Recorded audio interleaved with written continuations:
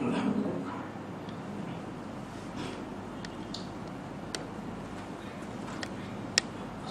عليكم ورحمة الله وبركاته. وعليكم السلام ورحمة الله وبركاته. الحمد لله نحمده ونستعينه ونستغفره ونؤمن به ونتوكل عليه ونعوذ بالله من شرور أنفسنا ومن سيئات أعمالنا من يهده الله فلا مضل له ومن يضلل فلا هادي له ونشهد أن لا إله إلا الله وحده لا شريك له ونشهد أن سيدنا ونبينا ومولانا محمدا عبده ورسوله أرسله بالحق بشيرا ونذيرا وداعيا إلى الله بإذنه وسراجا منيرا صلى الله على سيدنا محمد وآله الأبرار وأصحابه الأخيار وأزواجه الطيبات الطاهرات. أوصيكم عباد الله وإياي أولا بتقوى الله أما بعد. فأعوذ بالله من الشيطان الرجيم. بسم الله الرحمن الرحيم. وقل رب أدخلني مدخل صدق وأخرجني مخرج صدق واجعل لي من لدنك سلطانا نصيرا. صدق الله مولانا العظيم. وقال نبي الله سيد البشر محمد رسول الله صلى الله عليه وسلم من أحب الأنصار فقد أحبني. صدق نبي الله سيد البشر محمد رسول الله صلى الله عليه وسلم. எல்லாம் வல்ல அல்லாஹ்வின் அன்பும் மேலான கருணையும் நமக்கெல்லாம் வந்து சேரட்டுமாக. நமது உயிரினும் மேலான கண்மணி நபிகள் நாயகம் ஸல்லல்லாஹு அலைஹி வஸல்லம் அவர்களின் அன்பையும் ஷபாத்தையும் பெறுவதற்கு அல்லாஹ் நம் எல்லோருக்கும் தௌஃபீக் செய்வானாக. வல்ல ரஹ்மான் நமக்கும் நமது பெற்றோர் மனைவி மக்கள் குடும்பத்தார் யாவருக்கும் உயிர் உள்ள வரையிலும் உடல் சுகத்தை நசீபாக்கி தருவானாக. மருத்துவமனை கஷ்டம், அதன் சிரமம், அதன் செலவுகளில் இருந்து நிரந்தரமான பாதுகாப்பை அல்லாஹ் நம் எல்லோருக்கும் கொடுத்தருள் புரிவானாக. அல்லாஹ்வின் பேரருள் நமது உயிரினும் மேலான கண்மணி நபிகள் நாயகம் ஸல்லல்லாஹு அலைஹி வஸல்லம் அவர்களை, அவர்களின் வாழ்க்கையை, வரலாற்றை, போதனைகளை நினைவு கூறுகின்ற இந்த நல்ல மஜ்லிஸில் உத்தம நபி ஸல்லல்லாஹு அலைஹி வஸல்லத்தின் அருள் நிறைந்த மதீனா வாழ்க்கையை நமக்கிடையே நினைவு கூறுகின்ற ஒரு நல்ல வாய்ப்பு இன்றைய தினம் அல்லாஹ் நமக்கு அமைத்து தந்திருக்கிறார். கண்மணி முஹம்மது ரசூலுல்லாஹி ஸல்லல்லாஹு அலைஹி வஸல்லம் மதீனாவின் வாழ்க்கை ஹிஜ்ரத்தை கொண்டு துவக்கமாகும். மக்காவில் இருந்து மாநபி ஸல்லல்லாஹு அலைஹி வஸல்லம் ஹிஜ்ரத்தின் பயணமாக மதீனா வந்து சேருகிறார்கள். மதீனாவிலே பெருமானார் ஸல்லல்லாஹு அலைஹி வஸல்லத்தை வரவேற்பதற்காக அந்த மக்கள் பல தினங்கள் மதீனத்து எல்கையிலே வந்து நிற்கிறார்கள். வேலித்த மரத்துக்கு மேலே ஏறி நின்று பார்க்கிறார்கள். அண்ணல் நபி ஸல்லல்லாஹு அலைஹி வஸல்லம் வந்து விட்டார்களா என்று பார்க்கிறார்கள். கூரைக்கு மேலே ஏறி நின்று பார்க்கிறார்கள். உத்தம நபி ஸல்லல்லாஹு அலைஹி வஸல்லத்தின் வருகை இங்கே வந்து சேர்ந்து விட்டதா என்று பார்க்கிறார்கள். மக்காவிலே புறப்பட்டவர்கள் இடையிலே நிறைய நாட்கள் வழியிலே சவுரிலே தங்கி இருக்கிறார்கள். 3 நாள் தொடர்ந்து பயணம். மஸ்ஜிது நபவியை மதீனாவை அடைவதற்கு முன்பாக குபா என்ற இடத்திலே தங்கியிருக்கிறார்கள். அங்கே ஒரு மஸ்ஜிதை அமைத்து அதற்கு அருகாமையிலே முதல் ஹுதுபாவை ஜும்மாவை நடத்தி இருக்கிறார்கள். இந்த காலமெல்லாம் மதீனா மக்களின் ஆவலும் ஆசையும் பெருக்கெடுத்துக் கொண்டிருக்க, மதீனத்து சிறுவர்களின் இருதயத்தில் கூட அந்த எண்ணம் அதிகமாகிக் கொண்டிருக்க, காரணம் மக்காவின் நிலை வேறு. நாளுக்கு நாள் எதிர்ப்புகள் வளர்ந்தது. நாளுக்கு நாள் நபி அவர்களுக்கு வேதனைகள், நோவினைகள், தொந்தரவுகள். அதன் உச்சகட்டம் சாந்த நபி ஸல்லல்லாஹு அலைஹி வஸல்லத்தை இன்று இரவோடு இரவாக மொத்த சமூகமும் ஒன்றுபட்டு கொலை செய்து விடுவோம், குற்றவாளி யார் என்று யாரும் காணக்கூடாது என்று முடிவெடுத்து மொத்த எதிரிகளும் ஒன்றிணைந்து நபியின் வீட்டு வாசலில் கூடி ராத்திரியில் நபி அவர்கள் வெளியே வரும்போது கொலை செய்ய வேண்டும் என்று முடிவெடுத்த நேரம்தான் அல்லாஹ்வின் அறிவிப்பு வந்தது. இன்று ராத்திரி நீங்கள் இங்கிருந்து புறப்பட்டு மதீனா பயணமாகுங்கள் என்றார் அல்லாஹ். மக்கத்தின் ஏற்பட்ட எதிர்ப்புகள் அதன் உச்சத்தை அடைந்த போது, அதன் முடிவாக நபி அவர்களையே உலகத்தை விட்டு அனுப்ப வேண்டும் என்று முடிவுக்கு வந்த போது, இன்னும் கொஞ்சம் நான் நிறைவாக சொன்னால், இன்று இரவுதான் நபி அவர்களை நாம் அவர்கள் வீட்டை விட்டு வெளியே வரும்போது கொலை செய்ய வேண்டும் என்று நபி வீட்டிலே போய் படுத்ததற்கு பின்னால் வீட்டின் வாசலில் எதிரிகள் மொத்தமாக சங்கமமாக இருக்கும் நேரம் அல்லாஹ் சொன்னான், வெளியே வாருங்கள் என்கிறார். அவர்கள் தூங்கவில்லை, விழித்துக் கொண்டிருக்கிறார்கள். எப்போது நபி வருவார்கள் என்று அல்லாஹ்வின் பெரிய திட்டம். அவர்கள் விழித்துக் கொண்டிருக்க நீங்கள் வெளியாக வேண்டும். அவர்கள் கொலை செய்ய வந்திருக்கிறார்கள், நீங்கள் பயணத்தை துவக்கம் செய்யுங்கள். கதவு திறந்து வெளியே வருகிறார்கள். எல்லோரும் கண் திறந்து இருக்கிறார்கள், பார்த்து கொண்டு இருக்கிறார்கள். எப்போது வருவார்கள்?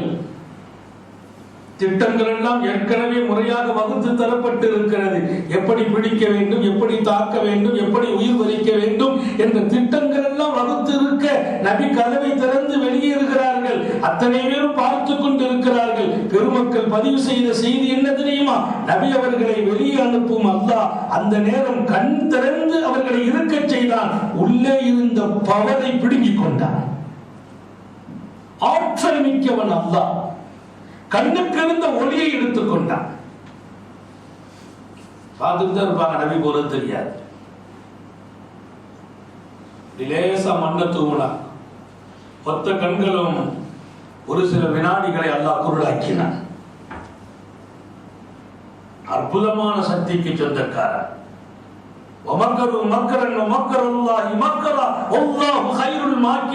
அவர்களும் சூழ்ச்சி செய்தார்கள். அந்த சூழ்ச்சியை அல்லாஹ் எதிர்கொண்டான்.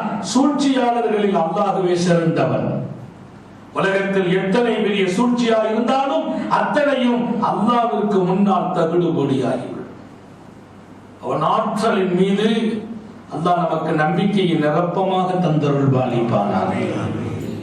புறப்பட்டு வந்தார். மதீனாவிலே எத்தனை வரவேற்பு! அத்தனை பேர்களும் நின்று நின்று ஏங்கிக் கொண்டிருக்கிறார்கள். காரணம், அங்கே எதிர்ப்பின் உச்சம் ஏற்பட்டது. எதிர்ப்பின் உச்சகட்டம் மக்காவிலே. மதீனாவில் கொஞ்சம் கொஞ்சமாக சஹாபிகள் ஏற்கனவே நபி அவர்கள் வருவதற்கு முன்பாக மதீனாவுக்குள் நபி அவர்கள் அனுப்பி வைத்து, மதீனாவின் வீடு வீடாக இஸ்லாத்தை கொண்டு சேர்த்து வைத்து, ஒவ்வொரு வீடுகளிலும் முஸ்லிம்கள் நபி அவர்களின் மீது இப்படிப்பட்ட நபியை வாழ்க்கையில் கொடுத்த சஹாபாக்கள், நபியை வாழ்க்கையாக எடுத்த சஹாபாக்கள் மக்காவில் இருந்து மதீனா வந்து உழைப்பு செய்து வீடு வீடாக இஸ்லாத்தை கொடுத்து ஒளியேற்றி வைத்திருக்கிறார்கள். இந்த தோழர்களை பார்க்கிறார்கள், இவர்களின் பண்புகளை பார்க்கிறார்கள், இவர்களின் உடைநடைகளை பார்க்கிறார்கள். இப்படிப்பட்ட மாமனிதர்களை உருவாக்கிய உத்தம நபி எப்படி இருப்பார்கள் என்ற ஏக்கமும் அவாவும் அவர்களின் ஆசையும் பெருக்கெடுத்து ஓடிக்கொண்டு இருக்கிறார். அல்லாஹ் சாந்த நபி ஸல்லல்லாஹு அலைஹி வஸல்லத்தை மக்காவிலே எதிர்ப்பை ஏற்படுத்தப்பட்ட பின்னால் மதீனாவின் மொத்த பெரிய ஆதரவையும் கொடுத்து வரவேற்க வைத்தார். எல்லோருடைய விருப்பம் நபியை பார்க்க வேண்டும்.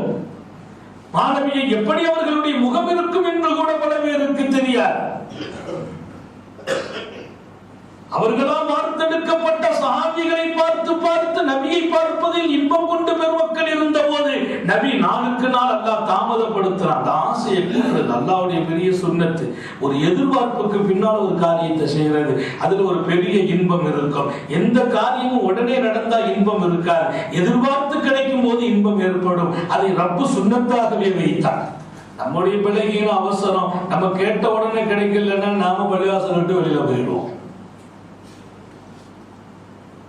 நமக்கு கேட்ட உடனே கிடைக்கணும், கிடைக்கலையா நமக்கு அல்லாஹ் விட்டு தூரம் ஆயிடுவோம். அல்லாஹ்வுடைய சுன்னத் என்ன தெரியுமா? அடியார்களின் எதிர்பார்ப்பை கூட்டி அதற்கு பின்னால் கொடுப்பது அவருடைய சுன்னத். அல்லாஹ் அவருடைய வல்லமை விளங்க தௌஃபீக் செய்வானாக. எதிர்பார்ப்பை மதீனத்திலே கூட்டினார். அந்த பெருமக்களின் எதிர்பார்ப்பு உச்சகட்டத்தை அடைந்த போது சாந்த நபி ஸல்லல்லாஹு அலைஹி வஸல்லம் நபியை பார்த்த போது அந்த சிறுவர்களும் பெரியவர்களும் அங்கிருந்த அந்த பெருமைக்குரிய பெண்களும் நபி அவர்களை தஃபெடுத்து அடித்து வரவேற்று தலஅல் பத்ரு அலைனா மின் சனியாத்தில் விதாஇ வஜப ஷுக்ரு அலைனா மா தஆ லில்லாஹி தாஇன் யா நபி சலாம் அலைக்கும் யா ரசூல் சலாம் அலைக்கும் யா ஹபீப் சலாம் அலைக்கும் சந்திரன் எங்கள் மீது உதயமானது. அவர்கள் நபியை பார்க்கும் போது வரவேற்கும் போது வடித்தெடுத்த வார்த்தையின் முத்துக்கள். நபி அவர்களை சந்திரன் 14ஆம் இரவினுடைய சந்திரன் எங்கள் மீது தோற்றமளித்து விட்டது என்று நபி அவர்களை, அவர்களின் பெரும் வாழ்வை, அவர்களின் பிரகாசத்தை, பேரொளியை சித்தரித்து அந்த பெருமக்கள் வாழ்த்துக்களை அந்த பைத்தின் நிழலில் பாடி நபியை வரவேற்பதற்கு முற்பட்டு அவர்கள் தங்களுடைய ஒட்டகத்திலே நபி அவர்கள் உள்ளே நுழைகிறார்கள். தாஹா நபி ஸல்லல்லாஹு அலைஹி வஸல்லம் வீட்டுக்கு வீடு பெண்கள் நபி அவர்களை எதிர்பார்த்து கொண்டு நிற்க வீதி நெடுகிலும் கூட்டம், சிறுவர்களும் பெண்களும் ஆண்களும். உத்தம நபி உள்ளே வந்த மதீனா, அதுவரையிலும் அந்த மதீனாவிற்கு பெயர் என்ன தெரியுமா? மதீனாவிற்கு யஸ்ரிப் என்றுதான் பெயர். யஸ்ரிப் என்பது மதீனா நகரத்தின் பெயர். மாநபி வந்த பின்னால் அது மதீனாவாக, சாதாரண மதீனா, மதீனா என்றால் பட்டணம், சாதாரண பட்டணம் அல்ல, மதீனத்துல் முனவ்வரா, ஒளி உருந்திய பட்டணமாக, ஒளியின் பிறப்பிடமே அங்கே இருப்பதாலே ஒளி உருந்திய பட்டணம் என்று பெயர் பெற்றது. நபி அவர்களை வீட்டுக்கு வீடு வரவேற்பு, எங்கு பார்த்தாலும் மக்களின் ஆனந்தம், ஆனந்தம், மக்களின் வரவேற்பு, மகிழ்ச்சி. நபி அவர்கள் உள்ளே நுழையும் அந்த காட்சியை கண்டு அந்த பெருமக்கள் பெற்ற பேரின்பம் வரலாற்றில் அதற்கு வார்த்தைகளும் எழுதுகோள்களும் அதனுடைய உச்சகட்டத்தை எழுதி முடிக்க முடியாது, வார்த்தைகள் வர்ணித்து காட்டிவிட முடியாது. ஒவ்வொருவர்களும் வெளிரங்கமாக வீட்டை அலங்கரித்து வைத்துக் கொண்டார்கள். வீட்டின் வாசலில் தோரணைகள் போட்டிருக்கிறார்கள், அழகிய விரிப்புகளை விரித்திருக்கிறார்கள். இங்கே வீட்டிலே திரைகளை அலங்காரமாக்கி கொண்டிருக்கிறார்கள். நபி நம்முடைய வீட்டிலே கால் வைக்க வேண்டும், என்னுடைய வீட்டிலே நபி வர வேண்டும் என்று மதீனத்து ஒவ்வொரு சஹாபிகளும், மதீனத்து பெருமக்கள் ஒவ்வொருவர்களும் வெளி அலங்காரங்களை ஏற்படுத்தி இருக்கிறார்கள். எந்த அளவிற்கு நபி மதீனாவிலே நுழைந்த போது வீதிகளில் அவர்களின் ஒட்டகம் வரும்போது ஒட்டகத்தை சில பேர் முன்னால் நின்று நிறுத்த முனைகிறார்கள். நம்முடைய வீட்டில் அந்த ஒட்டகம் இருந்தால் நபி நம்முடைய வீட்டில் இறங்க வேண்டும் என்று. இன்னும் சில பேர் ஒட்டகத்திற்கு முன்னால் வந்து நின்று அந்த ஒட்டகத்தின் காலில் தண்ணீரை ஊற்றுகிறார்கள். ஒட்டகத்தின் காலில் தண்ணீர் ஊற்றினால் அது சுகம் கண்டு உட்கார்ந்து விடும் என்று நம்பினார்கள். இப்போதுதான் சாந்த நபி ஸல்லல்லாஹு அலைஹி வஸல்லம் சொன்னார்கள், தாவு ஃபைன்னஹா மாமூரா, ஒட்டகத்தை விட்டு விடுங்கள். அந்த ஒட்டகத்திற்கு அல்லாஹ் கட்டளையிட்டான், நான் எங்கே இறங்க வேண்டும் என்று அவன் விரும்பினானோ அங்கே அது தானாக படுக்கும் என்றார். நான் எங்கே இறங்க வேண்டும் என்று அவன் விரும்பினானோ அங்கே ஒட்டகம் படுக்கும். அந்த ஒட்டகத்திற்கு அவன் கட்டளையிட்டான் என்ற போது ஒவ்வொரு மனிதர்களும் தங்களுடைய வீட்டு வாசலில் வருகிற போதெல்லாம் ஒட்டகத்துக்கிட்ட போய் நிற்கிறது. அது இங்கே படுத்துறாதா, இங்கே படுத்து விடாதா? ஆச்சரியம் என்ன தெரியுமா? வீட்டை அலங்கரித்து காத்திருக்கிறார்கள், திரைகளை போட்டு இருக்கிறார்கள். கூடியதாக வெளி அலங்காரங்களும் தோரணைகளும் ஒவ்வொரு வீடுகளிலும் அன்று அவர்களின் இல்லத்தினுடைய திருமணங்களில் கூட அப்படி அலங்கரித்திருக்க மாட்டார்கள். வாழ்க்கையில் அவர்கள் சொல்வார்கள், நாங்கள் வாழ்க்கையில் பெற்ற பேரின்பங்களில் எல்லாம் பெரும் இன்பத்தின் முதல் இன்பம் மாணவி எங்கள் நகருக்குள் கால் வைத்த இன்பம். அல்லாஹ்வின் ரசூல் அந்த சந்திரனே அங்கே உதயமான போது எல்லோரின் வீட்டிலும் எதிர்பார்ப்பு இருக்க, அபு அய்யூப் அல் அன்சாரி ரலியல்லாஹு அன்ஹு என்று மதீனத்து தோழர், நீண்ட நெடும் காலம் 900 ஆண்டுகள் நபி அவர்களை எதிர்பார்த்து மதீனாவில் ஒரு கூட்டத்தை தங்க வைக்கப்பட்டுச்சு. அந்த கூட்டம் பாரம்பரியமாக அவர்களுடைய வீட்டில் ஒரு கடிதம் பாதுகாக்கப்பட்டுச்சு. அந்த வீட்டுக்கு சொந்தக்காரர் தான் அபு அய்யூப் அல் அன்சாரி. மதீனாவிற்கு நபி வருவார்கள் என்று முற்காலத்தில் இருந்து பாதிரிகள், சில ஞானிகள் வந்து தவம் இருந்தார்கள். அந்த குடும்பத்தில் வருகிறார் அபு அய்யூப் அல் அன்சாரி. அவர் மிகப்பெரிய ஞான சிந்தனை உடையவர். அவர் தன் வீட்டை அலங்கரிக்கவில்லை. அவர் சொன்னார், அல்லாஹ்வுடைய ரசூல் அல்லவா, எத்தனை பெரிய மகத்தானவர்கள், பாக்கியமானவர்கள், வேதமுடையவர்கள், அருளுடையவர்கள், அவர்களா என்னுடைய வீட்டில் வந்து தங்குவார்கள்? எந்த தகுதியும் எனக்கு இல்லை, எனவே நான் வீட்டை அலங்கரிக்கவில்லை என்றார். எனக்கு எந்த தகுதியும் இல்லை, தாஹா நபியை தங்க வைக்கும் தகுதி எனக்கு என்ன இருக்கிறது? இறை தூதர் அல்லவா அவர்கள், வேத வகைக்கு சொந்தக்காரர் இல்லையா அவர்கள்? அப்படிப்பட்ட மாமனிதரை, புனிதரை, அல்லாஹ்வின் நேசரை என்னுடைய வீடு வாங்கிக் கொள்வதற்கு நான் என்ன தவம் செய்திருக்கிறேன்? நான் ஒன்றுக்கும் தகுதியானவன் இல்லையே என்று சொல்லி அவர் மாத்திரம் தான் வீட்டை அலங்கரிக்கவில்லை, மற்றவர்கள் எல்லாம் அலங்காரமாக்கி எதிர்பார்த்துக் கொண்டிருக்கிறார்கள். அல்லாஹ்வினுடைய பேர் அற்புதம் என்ன தெரியுமா? அவன் விரும்பும் காரியத்தில் ஒன்று, நான் என்ன தகுதியும் இல்லை என்று யார் தன்னை ஆக்குவார்களோ அவர்களைத்தான் தகுதியுடையவர்களாக மாற்றுவான். நான் எதற்கும் லாயக்கில்லை என்று சொல்கிறவர்களை அவன் உயர்த்தி பார்க்க விரும்புவான். தன்னை பணிய வைப்பவர்களை தான் அவன் மேம்படுத்துவான். வந்தவாலா ரஃபாஹுல்லாஹ், பணிந்தவர்களை அல்லாஹ் உயர்த்துவான் என்பார்கள் வல்லல் நபி ஸல்லல்லாஹு அலைஹி வஸல்லம். உலகத்தில் எங்கெல்லாம் பணிவு இருந்ததோ அங்கெல்லாம் உயர்வு இருந்தது. மலைகளுக்குள் அல்லாஹ் ஒரு வஹி அறிவித்தான், உங்களில் ஒரு மலையில் நான் பேச இருக்கிறேன், என் நபியை காட்சியளிக்க வைக்க இருக்கிறேன், உங்களில் நான் உதயமாகுவேன் என்று அல்லாஹ் தஆலா மூசா நபியை வரவைப்பதற்கு முன்பாக சொன்னான். உங்களில் ஒரு மலையில் தான் என் ஒளியை நான் மாற்ற இருக்கிறேன் என்று. எல்லா மலையும் பெருமை கண்டது, நாங்கள் தான் அதற்கு தகுதி என்று. தூரு சீனா மட்டும் சொன்னது, நான் அதற்கு தகுதி இல்லையே என்று சொன்னது. அல்லாஹ் தூரு சீனாவில் தான் காட்சியளித்தான். மலைகளிலும் கூட உயிரினங்கள் மாத்திரமல்ல, அனைத்திலும் அடக்கம் இருக்கும் இடத்தில் தான் அல்லாஹ்வின் பெருவெளிச்சம் கிடைத்தது. அபு அய்யூப் அல் அன்சாரி, மதீனத்து பெருமக்களை நான் குறை சொல்வதற்கு இல்லை, அந்த பெருமக்கள் புதியவர்கள், அவர்களின் வெளிநிலைகள் நபியை பற்றி இன்னும் ஆழம் காணாதவர்கள், இன்னும் சரியாக அறிந்து கொள்ளாதவர்கள், இப்போதுதான் முகம் பார்க்கிறார்கள். அவர்களின் வெளிநிலைகளில் எல்லாம் சாதாரணமாக ஒரு பெரிய மனிதர் வந்தால் நல்ல அலங்காரமான இடத்தை தானே தேர்ந்தெடுப்பார். ஒரு மினிஸ்டர் வர்றாரு, ஒரு பிரதம மந்திரி அமைச்சர் வர்றாருன்னா அவருக்கு ஒரு அலங்காரம் இருக்கும். எனவே நமது வெளி அலங்காரங்களை, தோரணங்களை அதிகப்படுத்துவோம் என்று நினைத்தார்கள். அது நியாயம் அவர்களின் பார்வையில். தகுதி இல்லையே என்று சொன்னார் அபு அய்யூப். ஒட்டகம் போயிட்டே இருக்குது. போன ஒட்டகத்தில் பெரிய ஆச்சரியம் என்னன்னா, அது எங்கே படுக்குமோ அங்கே இறங்குவேன் என்றார்கள். அது போய் ஒரு இடத்தில் படுத்தது, அங்கே வீடு இல்லாத காலிமனை. அவன் பெரிய ரகசியம் உடையவன். அது வீடு இல்லாத காலிமனையில் போய் ஒட்டகம் படுத்தது.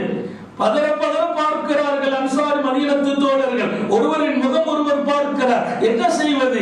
எங்கே கூப்பிட்டு செல்வது? இங்கேயா இங்கேயா? எல்லோரும் போட்டி. காரணம், அது காலிமனையில் படுத்ததாலே.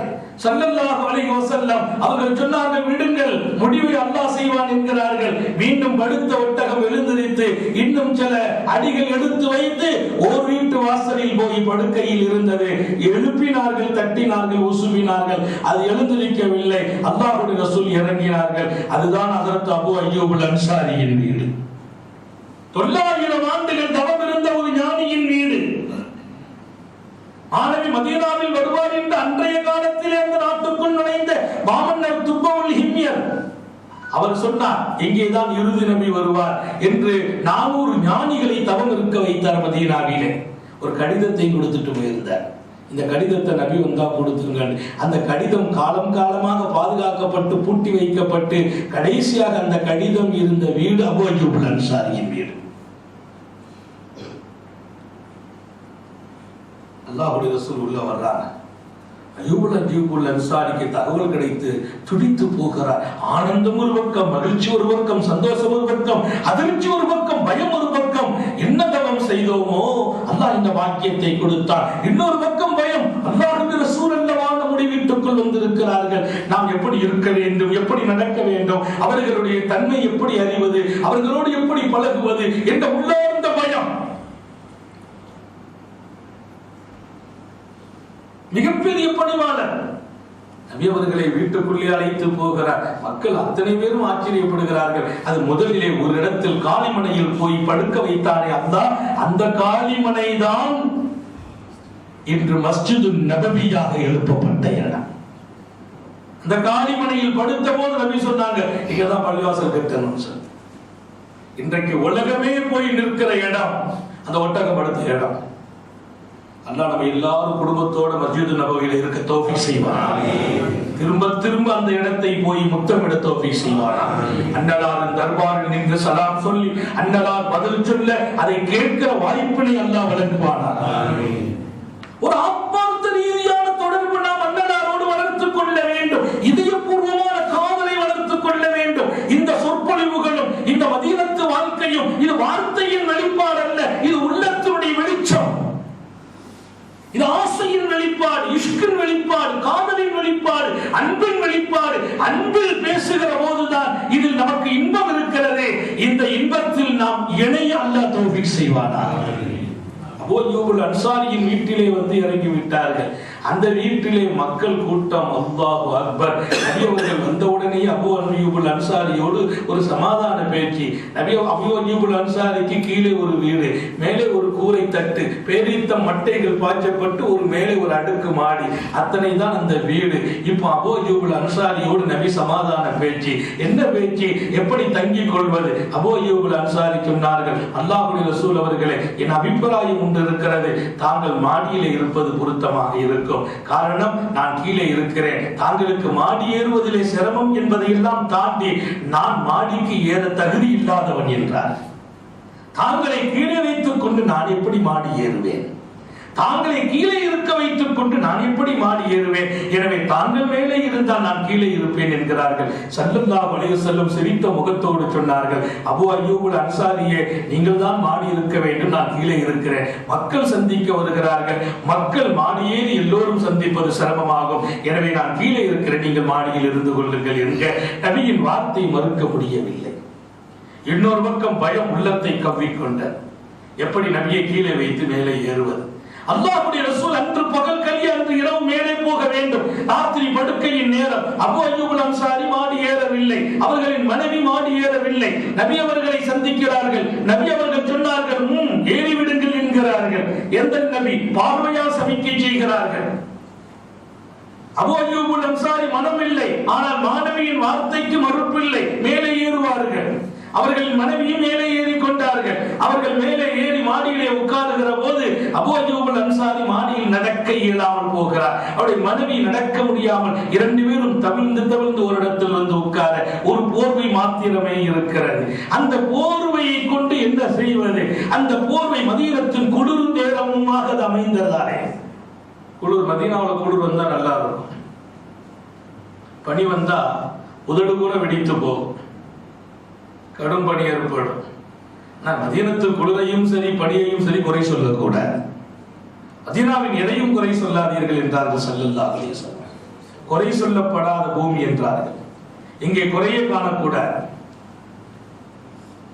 மதீனாவினுடைய பணி, மேலே ஏறி இருக்கிறார்கள். அந்த குளிருக்கு ஒரு போரை வைத்துக் கொண்டார்கள். ஒரு கூட்டாவிலே தண்ணீரையும் எடுத்து மேலே கொண்டு சென்றிருக்கிறார்கள். காரணம், இடையிலே தாகம் வந்தால் ஏறி இறங்கி நபிக்கு நபிக்கு தூக்கத்தின் இடமாக அமைந்து விடக்கூடாது. கூஜாவின் தண்ணீரை மேலே கொண்டு வைத்திருக்கிறார்கள். மேலே கொண்டு வைத்து விட்டு 2 பேரும் குத்தல் வைத்து உட்கார்ந்து இருக்கிறார்கள். காலை அப்படி உடலோடு இணைத்துக் கொண்டு படுக்காமல் அமைந்திருக்க அபூ அய்யூப் அன்சாரி அவர்கள் தன் மனைவியிடத்தில் சொல்கிறார்கள், என்ன செய்தோம், நாம் மேலே ஏறி விட்டோமே, அல்லாஹ்வுடைய நபி அல்லவா கீழே இருக்கிறார்கள், வானலோகத்தின் தொடர்புடையவர்கள், வஹியின் பரக்கத்து இறங்கும் அல்லவா இந்த வீட்டிலே, வஹி அல்லவா இறங்கிக் கொண்டிருக்கும், வஹி அல்லவா இறங்கிக் கொண்டிருக்கும். நபி அவர்களுக்கும் வஹிக்கும் மத்தியில், நபி அவர்களுக்கும் வானலோகத்தினுடையவனுக்கும் மத்தியில் நாம் எப்படி மேலே இருந்து தடையாக இருப்பது, நாம் இருக்க இயலாது என்கிறார்கள்.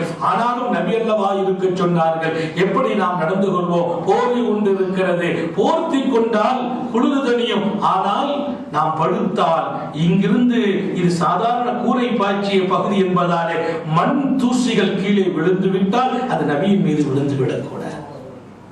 நாம் படுக்கிற போது இங்கிருந்து சில தூசுகள் நபி அவர்கள் மீது பட்டு விட்டால் அது எத்தனை பெரிய பாதக செயலாகிவிடும். எனவே நாம் ஒன்றை முடிவெடுப்போம், இந்த போர்வை கீழே விரித்து அதற்கு மேல் படுத்துக் கொள்வோம். குளிரை தாங்கிக் கொள்ளலாம், நபியின் மீது தூசை தாங்க முடியாது.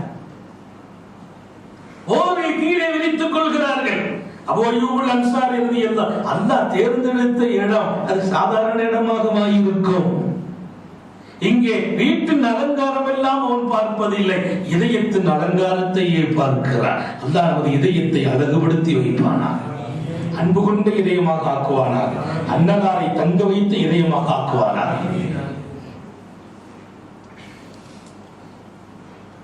அந்த போர்வை மேலே மூடினால் குளிர் தாங்கிக் கொள்ளலாம். இங்கே குளிரை விட ஸல்லல்லாஹு அலைஹி வஸல்லம் அவர்களுக்கல்லவா நாம் தூசுபடாமல் பாதுகாக்க வேண்டும். கீழே விரித்துக் கொண்டார்கள். விரித்து 2 பேரும் போர்வைக்கு மேலே படுத்துக் கொள்கிறார்கள். படுத்துக் கொள்ளும் போது அபூ அய்யூப் அன்சாரி தன் மனைவியும் ஒரு போர்வையில 2 பேரும் ரொம்ப அடக்கமாக ஒடுக்கமாக, காலை ரொம்ப நீட்டின காலை மீண்டும் மடக்கும் போது நீட்டும் போது கொஞ்சம் இந்த இருக்க மாடியில் இருக்கிற தூசிகள் ஏதாவது கீழே போய் சங்கடமாக கூடாதுன்னு சொல்லி மடக்காம நீட்டாம அப்படி இப்படி அசையாம கொஞ்சம் அப்படி கவனமாக படுக்கிறாங்க.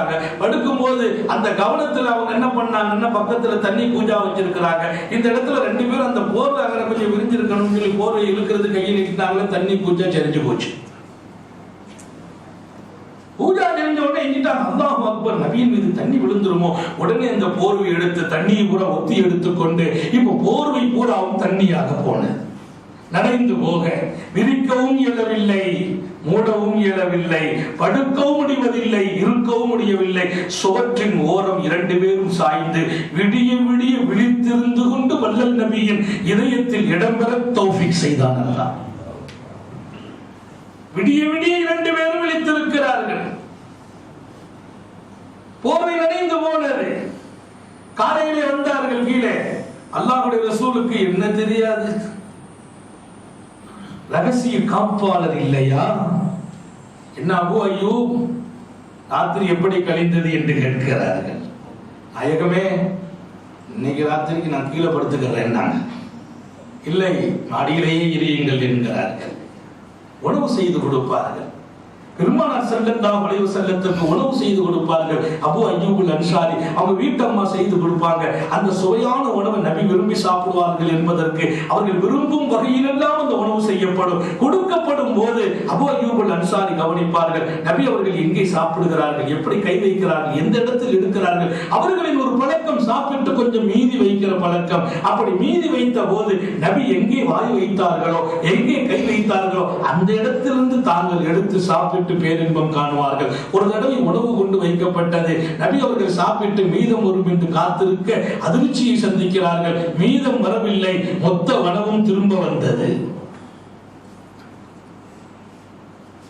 மொத்த உணவும் திரும்ப வந்தது. மீது வரும் என்று காத்திருந்த அபூ அய்யூபுக்கு அதிர்ச்சி காத்திருக்கிறது. மொத்த உணவும் திரும்ப வந்தது. துடித்து போகிறார்கள், என்ன நடந்திருக்குமோ. நபி அவர்கள் வானலோக தொடர்புடையவர்கள். அல்லாஹ்வின் அறிவிப்பு ஏதேனும் வந்து விட்டதோ, இந்த உணவின் மீது தடை விதிக்கப்பட்டு விட்டதோ, அல்லது உணவில் நபி அவர்களின் திருப்தி இல்லாத நிலை நடந்திருக்குமோ என்றெல்லாம் தான் பயந்து நடுங்கி நபி அவர்களின் தர்பாரில் கையை கட்டி நின்று கேட்கிறார்கள். அல்லாஹ்வுடைய ரசூல் அவர்களே, தாங்கள் இன்று உணவு உண்ணவில்லையே என்று கேட்டபோது, அந்த உணவில் ஏதேனும் தவறு நடந்து விட்டதா என்று விசாரித்த போது, இல்லை அபூ அய்யூபே, இதில் அதிகமாக வெள்ளை பூண்டுகள் சேர்க்கப்பட்டிருக்கிறது. நான் பூண்டுகள் இருக்கும் உணவை கொஞ்சம் தவிர்த்துக் கொள்கிறேன், ஆனால் தடை செய்யவில்லை, நான் மலக்குகளோடு பேசிக் கொண்டிருக்கிறேன் என்கிறார். இதுல பூண்டு வாடை இருக்கிறது. அதனாலதான் வெள்ளை பூண்டு சாப்பிட்டு விட்டு பள்ளிவாசலுக்கு வராதீர்கள் என்றார்கள். வெங்காயத்தை சாப்பிட்டு விட்டு பள்ளிவாசலுக்கு வராதீர்கள் என்றார்கள். ஏன்? இங்கே மலக்குகள் குடியிருப்பார்கள், அவர்கள் நோவினை பெறுவார்கள். பச்சை வெங்காயம், பச்சை பூண்டு, இதெல்லாம் ஒரு வாடை இருக்கும். வெங்காயத்தை சாப்பிட்டு பள்ளிவாசலுக்கு வராதீங்க, வெள்ளை பூண்டை சாப்பிட்டு பள்ளிவாசலுக்கு வராதீங்க, அந்த வாயில் இருக்கிற வாடைகளால் மலக்குகள் துர்நாற்றம் பெற்று வேதனை பெறுவார்கள் என்றார்களே. அப்போ சிகரெட் குடிச்சிட்டு வரலாமோ, பீடி குடிச்சிட்டு வரலாமா? வெங்காயத்திற்கே தடை என்றால், பூண்டுக்கு தடை என்றால், அருவருக்கத்தக்க நாற்றமுடைய இது போன்ற போதைகளோடு பள்ளிவாசல் வருகிறவர்கள் கொஞ்சம் தங்களை பாதுகாப்பார்கள் என்று நம்புகிறேன். அல்லாஹ் தௌஃபீக் செய்வானாக. நான் வார்த்தையில் ரொம்ப நல்லிணத்தை கடைபிடித்திருக்கிறேன். நீங்கள் ரொம்ப ரொம்ப அனுபவம் உள்ளவர்கள், உணர்வீர்கள், உங்களை மாற்றுவீர்கள் என்று நம்புகிறேன். சாந்த நபி ஸல்லல்லாஹு அலைஹி வஸல்லம் இதிலே பூண்டு கலந்திருப்பதாலே அதற்கு பின்னால் அபூ அய்யூப் அன்சாரி சொல்வார்கள், பூண்டு கலந்த உணவை நாங்களும் நிறுத்திக் கொண்டோம். நபி அவர்களுக்கு எது பிடிக்கவில்லையோ அது நமக்கு வேண்டியதில்லை. இங்கே அருமையானவர்களே, மதீனத்து வாழ்க்கை ஹிஜ்ரத்தோடு, நபி அவர்களை மதீனத்து பயணத்தோடு அபூ அய்யூப் அன்சாரியின் வீட்டில் துவக்கம். அதை தொடர்ந்து பள்ளிவாசல் மஸ்ஜிதுன் நபவி எழுப்பப்பட்டும். அருமையான காட்சி.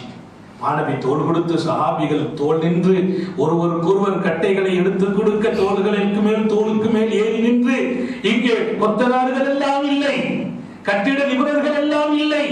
இந்த கட்டிடத்தை அல்லாஹ்வே கட்டினான். அல்லாஹ்வின் நபி நின்று கட்டுகிறார்கள். அருமை தோழர்கள் நின்று அங்கிருந்து பணிகளை துவக்கம் செய்கிறார்கள். அவர் நபியின் மேற்பார்வையில் எழுப்பப்பட்ட மஸ்ஜிதுன் நபவி. கொஞ்சம் இடம் நெருக்கடி இருக்கிறது அந்த பள்ளிவாசலுக்கு. அதை விரிவுபடுத்துவதற்கு இடம் இல்லை. காரணம், அது யாரோ சில பேருக்கு உள்ள இடம். அந்த இடம் பனி நஜ்ஜாருக்குள்ள உள்ளவங்க, அந்த பெருமக்களுக்குள்ள பகுதி. அந்த பகுதி, அந்த இடத்திலே பள்ளிவாசலை விரிக்கணும். இப்போ நபி அவங்களை கூப்பிட்டு கேட்டாங்க, இந்த இடத்த நான் பள்ளிவாசலில் இணைக்கணும், இதை நீங்கள் கிரயத்துக்கு கொடுத்துருங்களேன்னு சொன்னாங்க. அவங்க கொஞ்சம் விருப்பப்பட்டாலும் யோசிச்சாங்க. அந்த கிரயத்தை பூராவும் சையதுனா உஸ்மானுல் கனி ரலியல்லாஹு அன்ஹு தாங்கள் வாங்கி கொடுத்து மஸ்ஜிதுன் நபவியின் விரிவாக்கத்தில் பெரும் பங்கு. இன்றைக்கு நாம் நின்று தொழும் மஸ்ஜிதுன் நபவி, அதன் பெரும் பகுதி, அதன் மூலதனம் அதற்கு உஸ்மான் ரலியல்லாஹு மூலதனம். அல்லாஹ் அவர்களின் பொருளாதாரத்தை எப்படியெல்லாம் பரக்கத்தாக்கி வைத்தார். காபாவிலே நாம் தவாஃப் செய்கிறோமே, அந்த தவாஃப் செய்கிற இடத்தை விரிவாக்கம் செய்ய வேண்டியது இருந்தது. அதனுடைய மொத்த பணத்தையும் அங்கிருந்தவர்களுக்கு வீடு காலி பண்ண செய்து அவர்களுக்குரிய அமௌண்ட்களை அதற்கு உஸ்மானே கொடுத்தார்கள். உஸ்மான் ரலியல்லாஹு அன்ஹுவுடைய பொருளாதாரத்தில் தான் காபத்துல்லாவில் தவாஃப் செய்கிற இடத்தை விரிவாக்கம் செய்யப்பட்டது.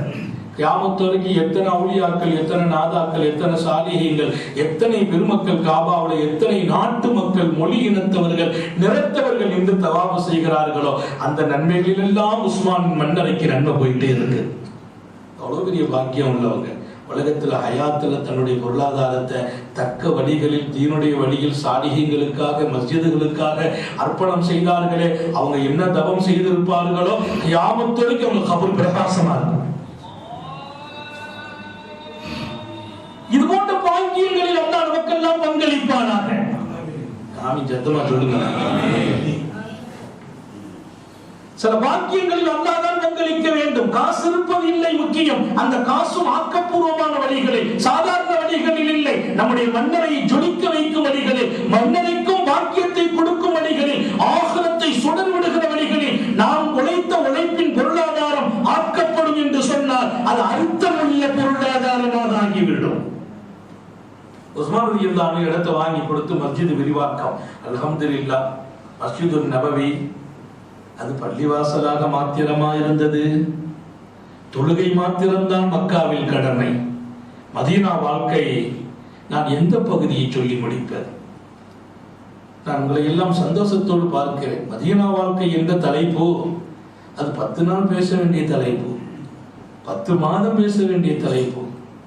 மதீனாவில் 10 ஆண்டு கால மாணவியின் வாழ்க்கை இல்லையா? 10 ஆண்டு கால மாணவியின் வாழ்க்கை.